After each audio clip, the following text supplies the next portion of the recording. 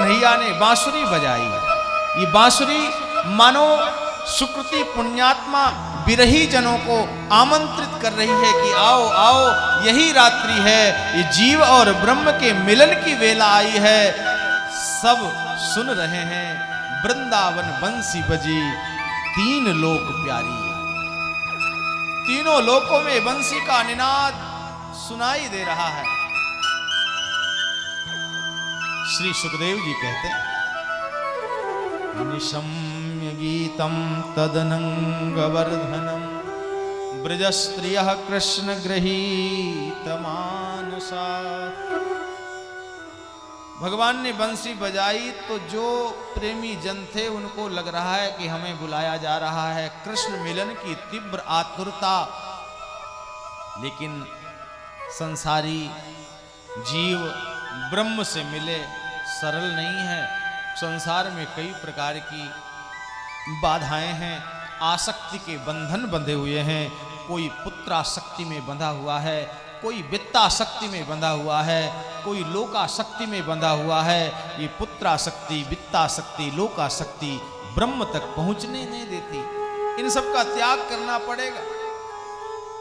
सुत वित्त नारी तीन आशाएं, यही तृष्णा भगवान से जुड़ने नहीं देती।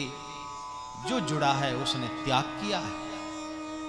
श्री सुखदेव जी कहते हैं, राजन दुहन्त्यो बेयु काश्चित दोहम हित्वा समुत्सुका। कोई गाय का दोहन कर रही थी गोपी, जब बंसी का निनाद सुना उसी समय दुग्ध पात्र को वहीं छोड़ दिया। कोई अपने पुत्र को स्तनपान करा रही थी, भोजन करा रही थी, वहीं छोड़ दिया। कोई पति सेवा में थी, भूल गई है पति को। कोई श्रृंगार कर रही थी, श्रृंगार करना भूल गई है। लहंगा धर्यो शीश पर धरी चूनरी पांव, पतियन रोके ना रुकी छोड़ चली घर गांव। लहंगा सिर पर ओढ़ रही है, चुनरी पैरों से बांध रही है, आंखों का काजल ओठों पर लगा रही है, ओठों की लाली आंखों पर लगा रही है। श्रृंगार का क्रम भूल गई है। क्यों? क्योंकि कन्हैया ने सब कुछ भुला दिया। अब तो कन्हैया ही याद आ रहा है। जिसको भगवान याद आ रहा है उसे शरीर की कहाँ भान है। जो जैसी थी वैसे ही भागने लगी। एक गोपी जा रही थी, उसके पति ने कहा कहाँ जा रही है? बोले कृष्ण भगवान से मिलने, ब्रह्म मिलन की पवित्र बेला आई है, मैं जा रही हूं। उसने कहा कि ये बड़ी बड़ी बातें कर रही है, देख नहीं रही है समय, शाम का समय है, रात होने वाली है, घर से तू बाहर निकल रही है, खबरदार अगर देरी से पैर बाहर रखा तो। गोपी ने कहा कि आप सही कह रहे हो, आपका इस शरीर पर, इस देह पर अधिकार है, आपने विवाह किया है, मैं आपकी अर्धांगिनी हूं इस शरीर की। पर मेरी बात सुन लो, मैं रह नहीं सकती, मैं जाना चाहती हूं। उसने कहा तू जाना चाहती है लेकिन मैं जाने दूं तब ना, खबरदार।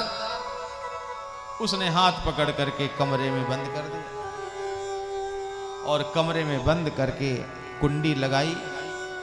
बोले कहीं ये किसी को आवाज लगाकर कुंडी न खुलवा ले, कब तक मैं यहाँ खड़ा रहूंगा। उसने ताला ही लगा दिया और चाबी अपने जेब में। बोले अब जाके देखा। श्री सुखदेव जी कहते हैं वह पति से तो कुछ नहीं बोल रही। अब वो समझ गई कि मैं परतंत्र हो गई, मेरा कुछ जोर नहीं चल रहा। अब इस परिस्थिति में मैं क्या करूं? हे कृष्ण, मैं तुम्हें इस शरीर से नहीं प्राप्त कर रही, माध्यम ये शरीर है। लेकिन हे गोविंद, ये शरीर पहले भी नहीं था और बाद में नहीं रहेगा। तेरा और मेरा साथ, मैं तेरी ही अंश भूता ही तो हूं। ईश्वर, जीव, यह जीव ईश्वर का अंश है। हे गोविंद, मैं तुम्हारे बिन नहीं रह सकती। दुस्सह प्रेष्ठ विरह तीव्रताप धुता शुभा ध्यान प्राप्ताच्युता श्लेष निर्वृत्या क्षीण मंगला। कृष्ण के विरह में संतप्त गोपी नहीं मिल पा रही, कृष्ण से वह ताप उत्पन्न हुआ, वह पीड़ा, वह जलन उत्पन्न हुई है कि अब सही नहीं गई।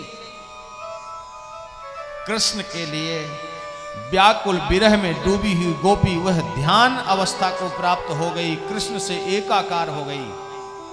और जब कृष्ण से एक हो गई, उस दिव्य अवस्था को प्राप्त हो गई, उसके सारे अमंगल समाप्त हो गए और वह शरीर से तो कोठरी में कमरे में बंद रही, पर आत्मा परमात्मा में विलीन हो गई, वह सदा सदा के लिए कृष्ण को प्राप्त हो गई। बोलो कृष्णचंद्र भगवान की जय।